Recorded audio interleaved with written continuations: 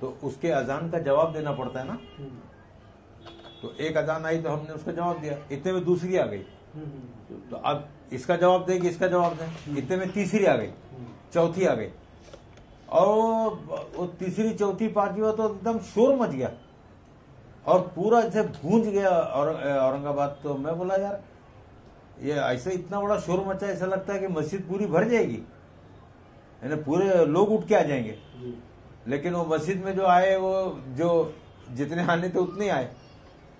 तो मैंने बोला कि अजान जो है, एक मस्जिद की अजान दूसरे मस्जिद पे लागू नहीं होती, हर मस्जिद की अपनी अपनी अजान है। तो अपनी अपनी अजान है तो उसी मस्जिद के दायरे तक है वो, क्योंकि बाजू वाले मस्जिद में अभी हो रही ना, तो उस जहां हो रही है उसका दायरा अपना है, जिस मस्जिद में अजान हो रही है उसके अपने दायरे के लिए अजान है वो। तो एक मस्जिद वाला दूसरे मस्जिद के दायरे को क्रॉस कैसे कर सकता है, चार चार बड़े बड़े भोंगे लगा के और 10वीं मस्जिद को फलांगते हुए आखिरी तक पहुंच जावे, ये कैसे हो सकता है। तो फिर मैंने सोचा कि ये आवाज ये जो मशीन से पहुंचाई जा रही है, इसका हुक्म अल्लाह की तरफ से है क्या। तो फिर मैंने जब गौर किया तो मालूम पड़ा कि ये अल्लाह की तरफ से हुक्म नहीं है। अल्लाह की तरफ से सिर्फ इतना हुक्म है कि आप ऊंची जगह पे खड़े होकर आवाज लगा दो और अंजाम मेरे ऊपर छोड़ दो दुआ पढ़ के। अब उस आवाज को कहाँ ले जाना है, कहाँ नहीं ले जाना है, किसको सुनाना है, किसको नहीं सुनाना है, किसको लाना है, किसको नहीं लाना है, ये सब हमारा लुकआउट है। तो बंदे के जिम्मे जो काम है वो बंदा करेगा और अल्लाह के जिम्मे जो काम है वो अल्लाह करेगा। अब ये बंदों ने पहुंचाने वाला काम भी अपने हाथ में ले लिया। अब बंदों को क्या मालूम है कि इस आवाज को कहां तक पहुंचाना है, क्या वो पहुंचा पाएंगे जहां तक पहुंचाना है, ये उनके बस की बात नहीं हो। और ऐसी जगह पहुंचा देंगे जहां उनको नहीं पहुंचाना है, और जहां पहुंचाना है वहां नहीं पहुंच पाएगी वो। तो ये काम जो है बंदा अपने हाथ में न ले। फिर मैंने इस पर जब गौर किया तो इब्राहिम अलैहिस्सलाम का वाकया याद आ गया कि इब्राहिम अलैहिस्सलाम को भी अल्लाह ने अजान देने के लिए बोला था हज के लिए। जब काबा बन गया ना तो हज के लिए अल्लाह ने अजान देने के लिए बोला था। अब वो अजान इंटरनेशनल था, पूरे वर्ल्ड के लिए और कयामत तक के लिए। तो इब्राहिम अलैहिस्सलाम ने बोला कि मालिक आप मेरे को आवाज लगाने के लिए बोल रहे हैं, तो मेरी आवाज पूरे वर्ल्ड में कैसे जाएगी, पूरी दुनिया मेरी आवाज को कैसे सुनेगी, कितना जोर से चिल्लाऊं मैं, कितना जोर से भी चिल्लाऊंगा तो पहाड़ों से टकरा के वापस आ जाएगी। अल्लाह ने कहा कि आपको जितना कहा जाता है ना आप उतना कीजिए, आवाज लगाना आपके जिम्मे है, उसको कहां तक ले जाना है, कहां तक पहुंचाना है, यह हमारी जिम्मेदारी है, वो हम करेंगे। एक अजान हो गई, अब उसके बाद हज की कोई अजान नहीं होती। उस एक अजान की ताकत देखिए जिसके पीछे अल्लाह का हाथ था। 30 से 40 लाख का मजमा काबा में आता है, वो कौन लाता है। अजान तो एक ही बार हुई, ईद बकरीद में अजान नहीं होती। अब फिर भी अल्लाह मजमा कितना लाता है। जनाजे की नमाज में अजान नहीं होती, जो मैयत की जो होती ना उसकी अजान तो उसके कान में हो गई, वो खाली वो मैयत नहीं सुना अजान वो, लेकिन मजमा कितना आता है। तो जो लोग नमाज पढ़ते हैं वो अपनी फिक्र से नमाज पढ़ते हैं, भोंगे से कोई नहीं पढ़ता। जिसको आना होगा वो बगैर अजान सुनने चला जाएगा, और जिसको नहीं आना होगा उसके कान में जाके अजान दोगे तो भी नहीं आएगा वो। तो बिना वजह उस आवाज को वेस्टेज करना, उसका पतंग बना के उड़ाना और उसको उस आवाज की तौहीन करना, वो कोई मोहम्मद रफी का गाना है क्या लाउड स्पीकर को सुनाने के लिए। वो एक ईश्वरीय कॉल है, वो अल्लाह ताला का कॉल है, बुलावा है। उसको रिफ्यूज करना बहुत बड़ा गुनाह है। अजान सुनना सवाब है और सुन के न जाना बहुत बड़ा गुनाह है। अल्लाह के रसूल ने फरमाया कि उसके घर में आग लगा दूं जो अजान सुन के मस्जिद में नहीं आता। तो जो तरीका अल्लाह ने बताया है उसी तरीके में फायदा है ना। हम अपने तरीके से कैसे फायदा हासिल कर सकते हैं उसको। शरीयत में अकल को दखल नहीं है कि हर आदमी अपना अकल घुसाते रहे इसके अंदर। कोई मुंह से अजान दे रहा, कोई टेप रिकॉर्ड से अजान दे रहा, कोई कैसेट लगा दिया। कल एक मुफ्ती ने बोला कि कैसेट से और टेप रिकॉर्ड से अजान देना जायज है। बिल्कुल जायज नहीं है। वो जिंदा आदमी अजान देगा, टेप रिकॉर्ड लगा के नहीं छोड़ सकते आप। टेप रिकॉर्ड से अजान नहीं दिया जा सकता, टेप रिकॉर्ड से नमाज नहीं पढ़ी जा सकती, टेप रिकॉर्ड से खुतबा नहीं दिया जा सकता, और टेप रिकॉर्ड से इबादत करना हराम है। तो ये लाउड स्पीकर की जो आवाज है वो टेप रिकॉर्ड के मुशाबे है। टेप रिकॉर्ड भी बिजली से चलता है, ये भी बिजली से चलता है, उसमें भी दुनिया भर के सब इंस्ट्रूमेंट्स लगे हुए हैं, इसमें भी इंस्ट्रूमेंट लगे। टेप रिकॉर्ड में और लाउड स्पीकर में फर्क इतना है कि टेप रिकॉर्ड फाइल है और लाउड स्पीकर लाइव है, लेकिन है दोनों मुर्दाबाद, दोनों डेड साउंड है। और डेड साउंड बोले तो गैर वाजिब आवाज। गैर वाजिब आवाज किसको बोलते हैं? जिस पर सिजदे तिलावत वाजिब नहीं होता, जिस पर कुरान में 14 सिजदे, वो सिजदे तिलावत जिस आवाज पे वाजिब नहीं होता, उस आवाज से आप इबादत नहीं कर सकते। आपको नेचुरल आवाज इस्तेमाल करनी पड़ेगी, खुद की आवाज इस्तेमाल करनी पड़ेगी। तो अजान देने का जो हुक्म है वो अपने मानवी आवाज में है। और वो मानवी आवाज जो है, जिसका मालिक ने उसको मुकल्लफ बनाया है, मुकल्लफ है ना, उसकी ताकत, उसकी सकत और उसके बस में जो आवाज है, उतने ही आवाज का वो जिम्मेदार है। जो आवाज उसके बस में नहीं है, उसके ताकत के बाहर है, उस आवाज का वो इस्तेमाल नहीं कर सकता। हो कोई भी काम है, अल्लाह पाक ने बोला है, ला युकल्लिफुल्लाहु नफ्सन इल्ला वुसअहा लहा मा कसबत व अलैहा मा इक्तसबत। जितने के तुम मुकल्लफ हो उतने ही काम करो, और हमने कोई काम तुमको ऐसा नहीं दिया जो ताकत से बाहर हो, या जो लोड तुम नहीं उठा पा रहे हो, वो ऐसा हमने कोई काम नहीं दिया तुम्हारे को। अभी लाउड स्पीकर से अजान हो रही है और उसको मशीन से फैलाया जा रहा है। अचानक अगर लाउड स्पीकर बंद हो जाए तो क्या मौजिन अपने गले की आवाज से उस आवाज को कवर कर सकता है? क्या उसको फैला सकता है? वो नहीं फैला सकता। वो ले दे के उसको मुंह से आवाज ही अजान देनी पड़ेगा। माइक बंद हो गया तो एक आदमी आवाज लगाएगा। अजान जो है एक आदमी के आवाज का नाम है, जो उसके खुद की मानवी आवाज हो, जो अल्लाह ने उसको दी है, बस उसी आवाज का नाम अजान है। और बाकी जो ये हो रहा है ना, ये अनाउंसमेंट है। ये क्या है? ये ऐलान बोलते हैं इसको, ऐलान। अजान ऐलान आम्मा नहीं है, ये दावत ताम्मा है। अल्लाहुम्मा रब्ब हाज़िही दावत ताम्मा, ये एक मखसूस दावत है, ये खुदाई दावत है, और इस दावत का अल्लाह जिम्मेदार है। अल्लाह पाक कह रहा है कि तुम आवाज लगाओ और मैं आवाज पहुंचाऊंगा, मैं इसका रब हूं। इसीलिए अजान को काबे की तरफ मुंह करके देने का हुक्म है। इधर उधर मुंह करके अजान नहीं दे सकते आप। अजान को चारों तरफ घूम घूम के देने का हुक्म भी नहीं है। अजान जो है वो सिर्फ 3 सिमत में देने का है। अजान 1 2 3, कुछ जुमले इधर बोलो काबे की तरफ, कुछ इधर कुछ इधर, और तीनों सिमत के जुमले अलग अलग है। जो जुमले इधर बोले जाएंगे वो इधर नहीं बोले जाएंगे, जो इधर बोले जाएंगे इधर नहीं बोले जाएंगे, जो काबे की तरफ है वो इधर उधर नहीं बोले जाएंगे। तो पूरे अजान को 3 सिमत में बांटने का हुक्म है। अब यहां पर भोंगा लगा दो तो सारे जुमले ए बाजू, इधर भोंगा लगा दो तो सारे जुमले ए बाजू, पीछे पीठ की तरफ भोंगा लगा दो तो सारे जुमले पीठ की तरफ, पूरब की तरफ। अब बताइए अजान में पीठ की तरफ कौन सा जुमला है? दाएं बाएं है, सामने है, काबे की तरफ है। और जो जुमले काबे की तरफ है ना, उसका ताल्लुक अल्लाह से है।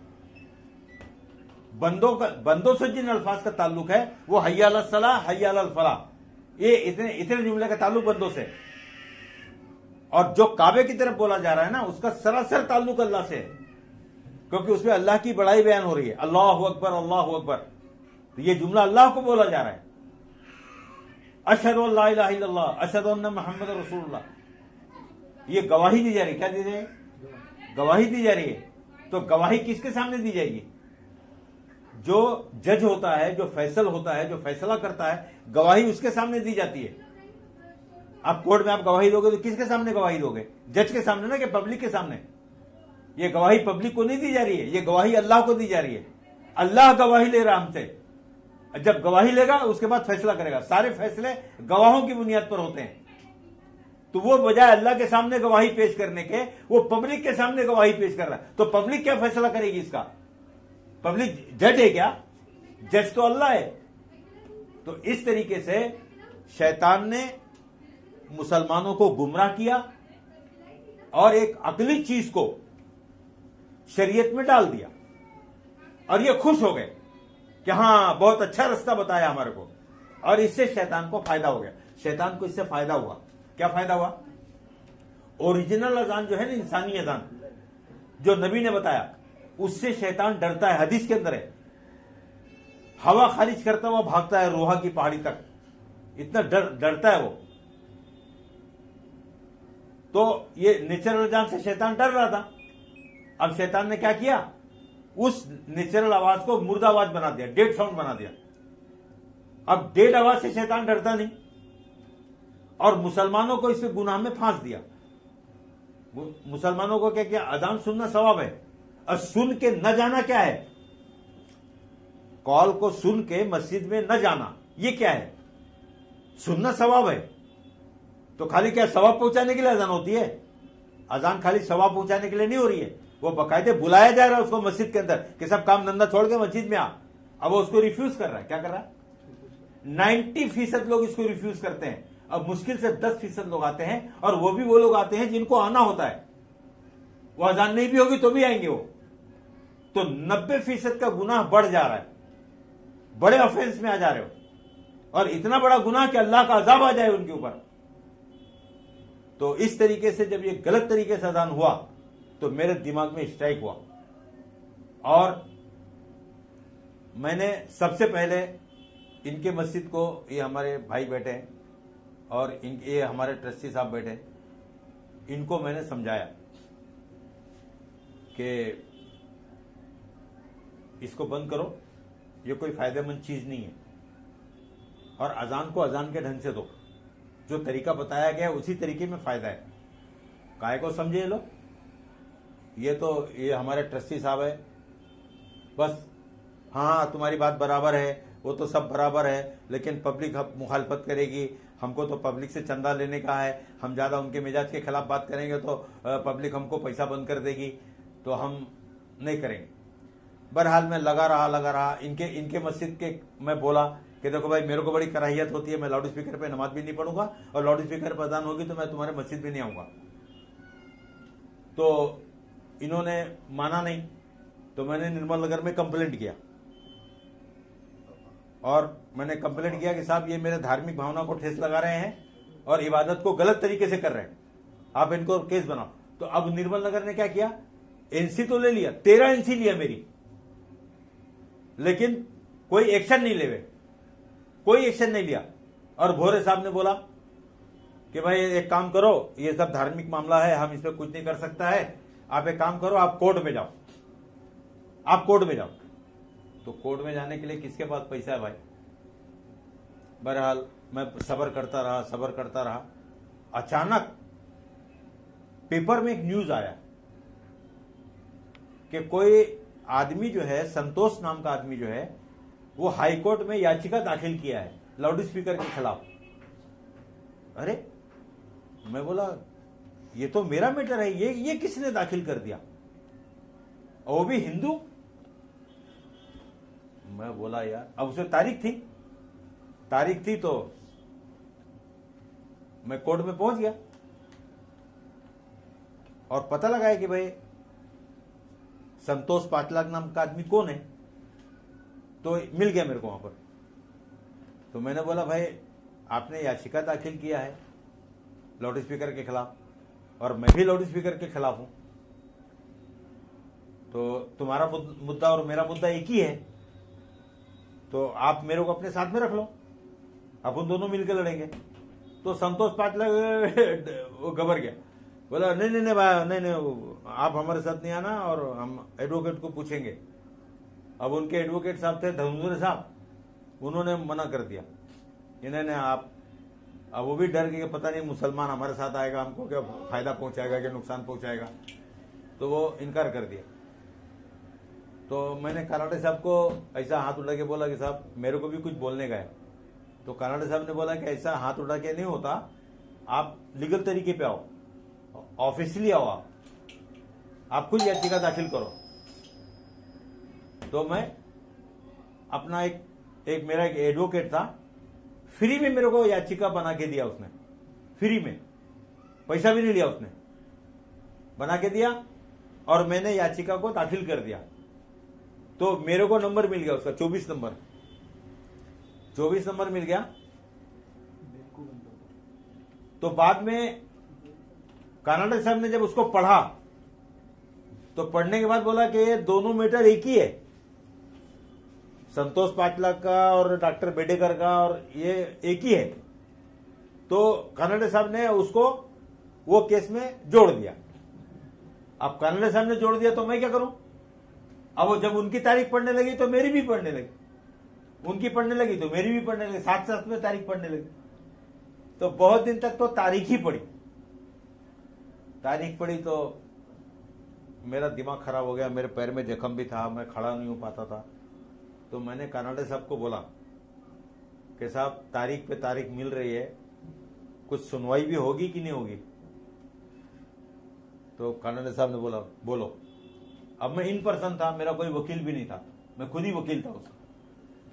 तो कानाडा साहब ने एक दिन मेरे को चांस दे दिया, तो मैंने पेट भर के जो बोलने का था मैंने बोल डाला, और कुरान के हदीस से बोला कि अल्लाह ताला ने सिर्फ आवाज लगाने का हुक्म दिया है, चाहे वो पूरी दुनिया के एतबार से हो या पूरे मदीने के एतबार से हो या मोहल्ले के एतबार, शहर के एतबार से हजरत बिलाल ने सिर्फ आवाज लगाई, पूरे दुनिया के एतबार से इब्राहिम अलैहिस्सलाम ने आवाज लगाई, और मोहल्ले के एतबार से एक मुअज्जिन आवाज लगाएगा। तो जो अल्लाह बड़े पे कादिर है वो छोटे पे कादिर नहीं है। अल्लाह के लिए भारी है ये कि एक मोहल्ले को एक अजान पे जमा कर दे, बिल्कुल अल्लाह ताकतवर है। तो उस अल्लाह के भरोसे ही अजान देना चाहिए। बस कानाडा साहब ने बोला बिल्कुल सही है, 2 मरतबा मेरी बात को सुना। उसके बाद पता नहीं उनके दिमाग में क्या आया कि वो उस मैटर को 13 नंबर में ट्रांसफर कर दिया ओक साहब के पास। तो वो ओक साहब के पास चलने लगा, तो उसमें भी तारीख पढ़ने लगी खूब। तो फिर एक ओक साहब से मैंने बोला कि साहब आप भी बहुत तारीख दे रहे हो, मेरी कभी सुनोगे आप? तो ओक साहब को मालूम ही नहीं था कि मैं इसमें हूं, इंटरव्यूनर हूं। तो उन्होंने बोला आप इसके अंदर हैं क्या? अरे हमने कहा साहब मेरा 24 नंबर है ना, देखिए ना। बोला अच्छा ठीक है, आप कल आइए, आप कल हम आपको मौका देंगे बात करने का। बस दूसरे दिन धमक पड़ा मैं, और ओक साहब से भी मैंने, और बाजू में जज थे वो सैयद अमजद नाम था उनका, मुसलमान थे वो। तो मैंने ओक साहब को कम और सैयद अमजद साहब को ज्यादा टारगेट किया। मैं बोला कि तो मुसलमान है ना, तो ये समझेंगे कि मैं कुरान से बात कर रहा हूं कि कहां से बात कर रहा हूं। तो मेरे बात से सैयद अमजद साहब बहुत मुतासिर हुए और मेरे से पूछे आप कहां रहते हैं? मैं बोला साहब मैं बांद्रे में रहता हूं, बहराम पाड़े में। और बहराम पाड़े में मैंने समझा बुझाकर 4 मस्जिदों में मैंने माइक बंद करवा दिया है। अरे वाह। बहरहाल मैंने ओक साहब से बोला कि लाउड स्पीकर का अजान से रत्ती बराबर भी संबंध नहीं है, बिल्कुल भी हमको अल्लाह के मैटर में हाथ डालने का बिल्कुल हुक्म नहीं है, हमको सिर्फ आवाज लगा देना है बस। और अगर इस अजान को लोगों ने बिगाड़ा, तिकड़मबाजी किया और ज्यादा फायदा हासिल करने के लिए इसके अंदर कुछ अल्टर फल्टर किया, कोई बदलाव किया, तो ये अमल बजाय फायदा पहुंचाने के नुकसान पहुंचा देगा। अब पहुंचा दिया, हाहाकार मच गया, ये अजान क्रिमिनल बन गया और क्रिमिनल बन के अदालत में पहुंच गया। पहले वो डॉक्टर बेडेकर ने सिविल मैटर दाखिल किया था, लेकिन कनाडा साहब ने जब देखा, जब गौर किया, तो मालूम पड़ा कि ये सिविल मैटर नहीं है, ये तो क्रिमिनल मैटर है। तो वो पीआईएल जो था, जो सिविल था, वो क्रिमिनल बन गया और इस पर किसी ने आज तक सजा नहीं तय की। ओक साहब ने इस पर सजा तय किया कि ये सरासर क्रिमिनल मामला है, और जो आदमी इसको पार्ट ऑफ मजहब बनाएगा, लाउड स्पीकर का यूज, देखिए इसमें लिखा हुआ है कोर्ट ऑर्डर के अंदर कि लाउड स्पीकर का यूज जो है वो पार्ट ऑफ रिलीजन नहीं है। ये लाउड स्पीकर का बुनियादी हक नहीं है इसके अंदर, क्योंकि धर्म जो है 1400 बरस पुराना है और लाउड स्पीकर 150 साल हुआ बना हुआ है, तो ये बुनियाद में कैसे आ सकता है? ये लाउड स्पीकर को निकालना, धर्म को कोई खतरा नहीं है, धर्म अपने आप में खड़ा है, धर्म अपने आप में मुकम्मल है, धर्म अपने आप में कामिल है। वो लंगड़ा बैसाखी नहीं है कि उसको लाउड स्पीकर का सहारा देकर उसको ताकतवर बनाओ। धर्म अपाहिज है क्या? नहीं। बहरहाल मैंने इन लोगों को समझाया, बहुत दिन के बाद, तकरीबन 15 साल के बाद ये लोग समझे और मुझसे कहा कि किस मुफ्ती का फतवा है, किस मुफ्ती ने मना किया है। तो मेरे पास तमाम फतवे थे, 64 मुफ्तियों के फतवे हैं मेरे पास कि लाउड स्पीकर पे नमाज पढ़ना हराम है। तो जब लाउड स्पीकर में नमाज हराम है तो अजान कैसे हलाल है? अब लोग मिसाल देते हैं मक्का मदीना की, तो मक्का मदीना में बादशाह ने ऑर्डर दिया है वो करने का, बादशाह का ऑर्डर है, वो अल्लाह का ऑर्डर नहीं है।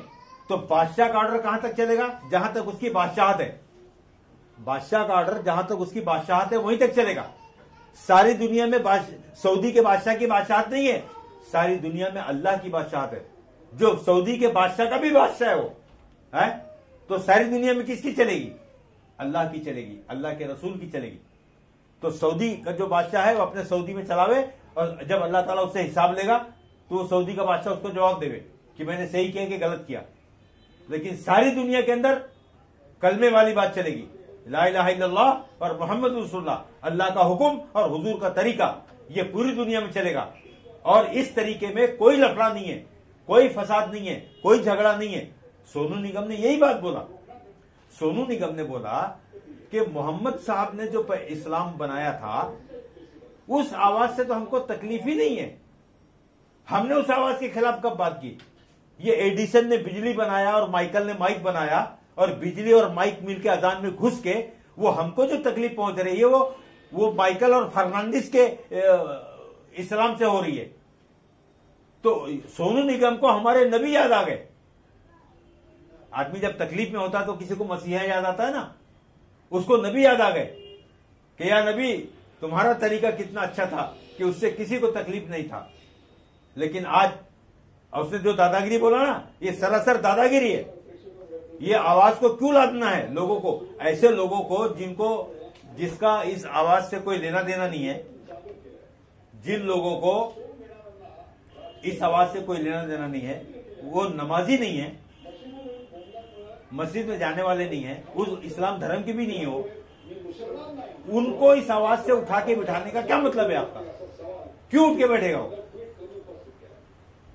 अगर मान लो उठ के बैठ गया तो करेगा क्या वो? मस्जिद में जाएगा नमाज पढ़ने के लिए, और अगर मस्जिद में जाएगा तो आप घुसने दोगे उसको? तो बिला वजह उसको उठा के क्यों बिठाया? क्यों उसको त्रास दिया? यह आवाज मुसलमानों के लिए है। फजर की अजान में अस्सलातु खैरुम मिनन नौम की आवाज लगती है। क्या बोलती है? अस्सलातु खैरुम मिनन नौम, नमाज नींद से बेहतर है। तो ये नमाज नींद से बेहतर है किसके लिए है? मुसलमानों के लिए। और एक बात बता दूं आपको मैं, अस्सलातु खैरुम मिनन नौम का जुमला जो है ना, वो ऐसा मुंडी घुमा के नहीं बोला जाता। ये जुमला भी काबे की तरफ मुंह करके बोला जाता है। किधर मुंह करके बोला जाता है? काबे की तरफ। क्यों? कि अल्लाह ताला बोलता है कि इस जुमले को मेरे को दो, फिर मैं इसको रिले करूंगा। वो किसको जगाना है, किसको नींद से जगाना है, मैं देख लूंगा। बराबर? तो ये काबे की तरफ बोलना यानी अल्लाह के हवाले करना। दाएं बाएं नहीं जुमला हो, अस्सलातु खैरुम मिनन नौम, अस्सलातु खैरुम मिनन नौम नहीं बोल सकते आप, काबे की तरफ बोलना पड़ेगा। काबे के मतलब इस जुमले का जिम्मेदार अल्लाह है, क्योंकि अल्लाह ने नींद दिया है उन बंदों को। किसने नींद दिया है? वो जो गहरी नींद से सो रहे हैं, उसको नींद किसने दिया? अल्लाह ने दिया। तो अल्लाह अपने बंदों में जुल्म करेगा? नहीं करेगा। अब वो जिसको उठाना है उसको अगर उठने की फिक्र है तो अल्लाह उसके उठने में मदद करेगा, और अगर उसको फिक्र नहीं है तो सो जा, तू जान तेरी नींद जाने। हम जालिम रब नहीं है, हम दादा रब नहीं है कि तू सोना चाह रहा और हम तेरे को उठा के बिठा देवे। अल्लाह ताला दादागिरी नहीं करता, वो बेनियाज रब है। अपने बात को थोपता नहीं, अपने बात को लादता नहीं। ला इकराहा फिद्दीन, दीन के अंदर कोई जबरदस्ती नहीं है। और अल्लाह ने बोला कि तुम दरोगा नहीं हो, तुम लादो मत अपनी बात को किसी के ऊपर। मैं बेनियाज रब हूं, तो मेरी आवाज को बेनियाज तरीके से लगा दो।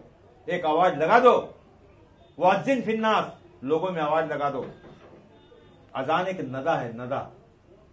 या अय्युहल्लज़ीना आमनू इज़ा नूदिया लिस्सलात, कि जब तुमको नदा दी जाए तो एक आवाज लगाना। अब वो 1300 बरस तक एक ही आदमी तो आवाज लगाता था। हाँ, इसको अल्लाह ने इतना बोला है कि थोड़ा ऊंचे पे चढ़ जाओ और जितना तुम्हारी आवाज जा सकती है जाने दो। जहां तक जाती है उसके तुम जिम्मेदार हो, और जहां तक नहीं जाती है उसके तुम जिम्मेदार नहीं हो। और जिसके तुम जिम्मेदार नहीं हो उसकी पूछ मैं तुमसे करने वाला भी नहीं हूं। मैं उतनी ही पूछ करूंगा जितने के तुम जिम्मेदार हो। अगर तुम अजान नहीं दोगे तो मैं तुमको पकड़ूंगा। आवाज कहां तक पहुंची, कहां तक नहीं पहुंची, यह सवाल मैं तुमसे नहीं करने वाला हूं। हां, अगर अल्लाह ताला ये सवाल पूछे कि भाई तुमने अजान दिया, तुम्हारी अजान कहां तक गई, 10 किलोमीटर, 5 किलोमीटर, 2 किलोमीटर तक क्यों नहीं गई, या तुमने माइक क्यों नहीं लगाया, ऐसा कोई सवाल अल्लाह की तरफ से होने वाला नहीं है। अल्लाह ताला जो सवाल करेगा वो अपने नबी के तरीके का सवाल करेगा कि जो तरीका मेरे नबी ने बताया था उस तरीके में तूने अजान दिया या नहीं दिया, ये बात कर। अगर तूने अकल के तरीके से अगर अजान दिया तो उस अजान का अल्लाह ताला अजाब देगा। क्या देगा? बजाय इनाम देने के फटके पड़ेंगे और तबीयत मस्त हो जाएगी। इसके लिए मेरे को पूरी दुनिया की फिक्र हो गई। किसकी? वरना अमेरिका में या इधर उधर या दूसरे राज्यों में माइक मैदान हो रहा तो मेरे बाप का क्या जा रहा है, मेरे को क्या तकलीफ है। लेकिन वो उस अमल को खराब कर रहे हैं, वो अल्लाह के अजाब को दावत दे रहे हैं। और मैं नहीं चाहता कि मुसलमान किसी अमल को खराब करके और किसी अमल के अंदर फसाद पैदा करके, अजान के अंदर लाउड स्पीकर लगाया तो बजाय खूबसूरत बनने के बदसूरत बन गया, बजाय अमन फैलाने के फसाद फैलाने का जरिया बन गया। और इतना बड़ा जरिया बन गया कि हाई कोर्ट में, सुप्रीम कोर्ट में इसकी फरियाद लोग दाखिल करने लगे कि साहब ये कौन सा तरीका है, और कोर्ट ने इसको क्रिमिनल बना दिया। क्या बना दिया? क्राइम बन गया ये। सुप्रीम कोर्ट ने आदेश दिया कि रात को 10 से लेकर सुबह 6 बजे तक बिल्कुल भी लाउड स्पीकर का इस्तेमाल नहीं करना। वो मानवाधिकार के हिसाब से बोला। क्या हिसाब से बोला? वो हिंदू हो, मुसलमान हो, जानवर हो, कुछ भी हो, 8 घंटा नींद लेना उसका जन्म सिद्ध अधिकार है और उसका अधिकार नहीं छीन सकते आप। सोने दो, अगर वो सोता तो सोने दो उसको, उसके ऊपर परेशानी मत करो, मत उसको उठा के बिठाओ। उसके ऊपर ज्यादा एहसान करने की जरूरत नहीं है कि नहीं तू उठ जाएगा तो काम धंधे पे जाएगा, रियाज करेगा, गाएगा, वो सब तुमको समझाने की जरूरत नहीं है। उसको गाना होगा, सोनू निगम को गाना होगा तो अपनी फिक्र से उठेगा। तुम कौन होता उसको उठाने वाला? तो ये दादागिरी जो है ये अल्लाह बिल्कुल बर्दाश्त नहीं करेगा। अल्लाह न जालिम है और न जालिमों को बर्दाश्त करता है वो। तो अल्लाह ताला ने इस बात को उठाया है। मेरी क्या औकात है, मेरे पास कहां पैसा था कोर्ट में जाने का, लेकिन मालिक ने मेरी मदद किया और 140 पेज का ऑर्डर आ गया। ओक साहब ने खाली 4 दिन तक ना ये खाली ऑर्डर लिखा है और बोला है कि इस ऑर्डर के खिलाफ अगर किसी ने किया या तो इस ऑर्डर को तुम चैलेंज कर दो सुप्रीम कोर्ट के अंदर, चलो हम बरी हो जाते हैं, सुप्रीम कोर्ट जाने और तुम जानो। लेकिन अगर तुमने इसको चैलेंज नहीं किया और हम उनको तारीख देंगे, उस वक्त तक तुमने इसको चैलेंज नहीं किया तो ये ऑर्डर पूरे हिंदुस्तान में लागू हो जाएगा। क्योंकि यूनियन ऑफ इंडिया को भी बुलाया था ओक साहब ने, भारत सरकार को बुलाया था कि ये फैसला है, इसके बारे में आपका क्या कहना है। तो भारत सरकार ने बोला कि हम आपके फैसले से सहमत हैं। तो बोले इसको पूरे इंडिया में लागू करना पड़ेगा। बिल्कुल लागू कर देंगे हम। तो अब ये ऑर्डर आ गया, अब इसका इंप्लीमेंट करना ये शासन का काम है। और एक बात बताऊं, अभी हमारे जो मुस्लिम पर्सनल लॉ बोर्ड के अध्यक्ष हैं उनको IBN TV 9 के अंदर बुलाया और उनसे पूछा कि आप सुप्रीम कोर्ट के या हाई कोर्ट के आदेश को नहीं मानते। तो बोलते मानते हैं, ऐसा कैसे नहीं मानेंगे, हमको ऐसा हुक्म नहीं कि कोई आदेश सुप्रीम कोर्ट या हाई कोर्ट दे उसको हम ना माने। तो बोले ये मानना हुआ, ये आदेश को मानना हुआ कि आप 6 बजे से पहले माइक मैदान दे रहे हैं कि किसी को त्रास दे रहे हैं, और वो तकलीफ में हाहाकार मचा दिया उसने। तो बोला देखो गलत तो है ये। कौन बोल रहा है? वो पर्सनल लॉ बोर्ड के अध्यक्ष। अगर लोग नहीं मानते तो आप पुलिस का सहारा लीजिए। पर्सनल लॉ के बोर्ड के अध्यक्ष ने खुद परमिशन दिया कि जो चीज गलत है वो, पहले तो उन्होंने माइक मैदान की तारीफ की, लेकिन वो एंकर जो था ना उनको घेर लिया ऐसा घेरा कि उनकी बोलती बंद हो गई। लास्ट में उन्होंने एक्सेप्ट कर लिया कि ये क्राइम है, क्योंकि क्राइम अगर होगा तो ही पुलिस एक्शन लेगी ना, नेकी पे पुलिस कहां एक्शन लेती है। अब हाई कोर्ट ने इसको क्राइम साबित कर दिया। अब पुलिस का फर्ज है कि इस क्राइम को रोके। मैंने तो बोला था कि 5 अजान को बंद करो, एक भी अजान माइक पे जायज नहीं है। माइक में अजान देना हराम है। माइक में अजान देना कैसे हराम है? टेप रिकॉर्ड से अजान देना हराम है। वो मुफ्ती बोलता है कि टेप रिकॉर्ड से अजान जायज है, कोई मुफ्ती नहीं बोलेगा कि टेप रिकॉर्ड से अजान जायज है। टेप रिकॉर्ड और लाउड स्पीकर में फर्क क्या है मालूम है आपको? दोनों एक ही जींस की आवाज है। वो भी बिजली से चलता है, ये भी बिजली से चलता है, वो भी स्पीकर से बाहर आता है, ये भी स्पीकर से बाहर आता है। तो दोनों आवाजें डेड साउंड है। कौन है? ये मुर्दा आवाज है, ये प्रतिध्वनि है, ध्वनि का प्रत है, ये मानवीय आवाज नहीं है। कुछ मुफ्तियों ने झूठ बोला इस मामले में कि ये मानवीय आवाज है। ये मानवीय आवाज कैसे हो सकती है? ये टेक्निकल आवाज है जो एम्पलीफाइड होकर कई गुना बढ़ जाती है। तो इंसान की आवाज कई गुना कैसे बढ़ सकती है?